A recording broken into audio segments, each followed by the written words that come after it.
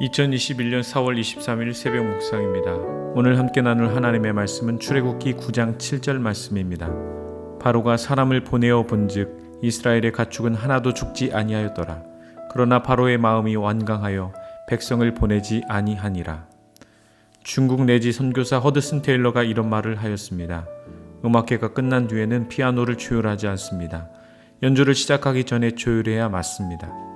그는 매일 아침 하루를 시작하기 전 하나님의 뜻에 맞는 마음을 갖도록 기도했다고 합니다. 잘 조율된 악기는 연주자로 하여금 훌륭한 연주를 하게끔 합니다.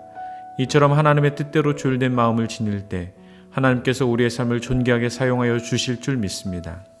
여러분은 과연 하나님의 뜻에 맞는 마음으로 조율되어 있나요? 허드슨 테일러의 말처럼 매사에 하나님의 뜻을 품는 조율된 마음을 갖는 것은 매우 중요한 문제일 것입니다.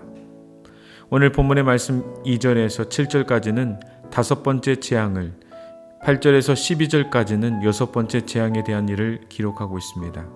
하나님은 바로의 마음이 더욱 완악하여지자 이렇듯 다섯 번째, 여섯 번째 재앙을 선포하십니다.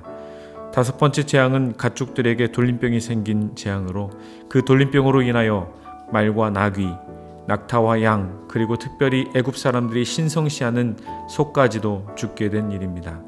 그런데 여전히 마음이 완강하여서 하나님은 여섯 번째 재앙을 선언하십니다. 여섯 번째 재앙은 가축뿐 아니라 사람들에게 악성 종기가 생긴 피부병 재앙입니다. 모세는 바로 앞에 나아가 서서 화덕의 재를 하늘에 날리는데 그 재가 애굽 사람과 짐승의 나라가 붙어 악성 종기가 생기게 되었으며 가축뿐 아니라 모든 애굽 사람에게까지 해를 입게 된 것입니다.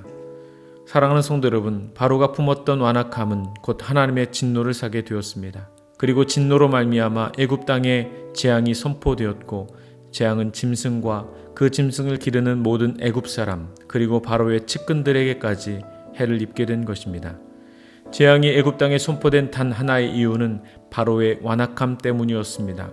잘못된 행위 때문에 아니라 그릇된 마음을 먹었던 것이 문제였던 것입니다. 마음은 곧 언어입니다. 마음에 품은 것들이 언어로 표현되고 언어는 삶이 되며 삶은 곧 행실로 이어지게 됩니다. 그래서 사도 바울은 빌립보서 2장 5절에서 너희 안에 이 마음을 품으라 곧 그리스도 예수의 마음이니 라고 말씀하였습니다.